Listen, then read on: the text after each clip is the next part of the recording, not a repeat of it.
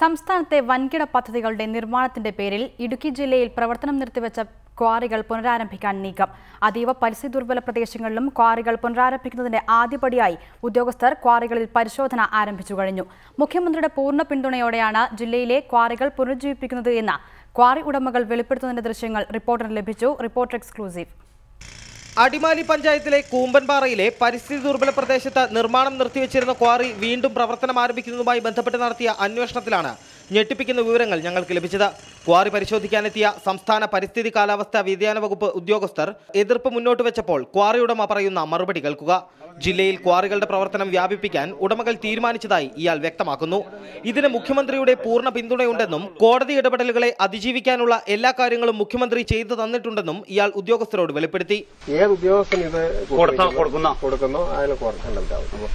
അതിൽ ഹൈക്കോടതി വിധിയും കൂടെ ഓൾറെഡി എറണാകുളം ജിയോളജിസ്റ്റ് ഞങ്ങൾക്ക് സ്റ്റോപ്പ് എഴുതാനിരുന്ന അപ്പൊ ഉമ്മൻചാണ്ടി നേരിട്ട് വിളിച്ചു പറഞ്ഞു പറഞ്ഞു തൽക്കാലം എഴുതല്ലേ, ഞാൻ പ്രൊട്ടക്ട് ചെയ്തോളാം, കണ്ടംതാന്നറിയാം, എങ്കിലും മേഡം അതുകൊണ്ട് തന്നെ പൊല്യൂഷൻ ആർക്കും കൊടുക്കണില്ല, പൊല്യൂഷൻ ആർക്കും റിന്യൂ ചെയ്ത് കൊടുക്കണില്ല.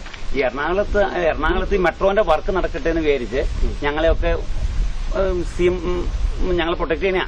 സംസ്ഥാനത്ത് നടക്കുന്നതും നടക്കാനിരിക്കുന്നതുമായ വൻകിട പദ്ധതികളുടെ നിർമ്മാണാവശ്യത്തിനെന്ന പേരിലാകും തങ്ങൾക്ക് അനുമതികൾ ലഭിക്കുകയെന്നും ഇയാൾ വ്യക്തമാക്കുന്നുണ്ട്.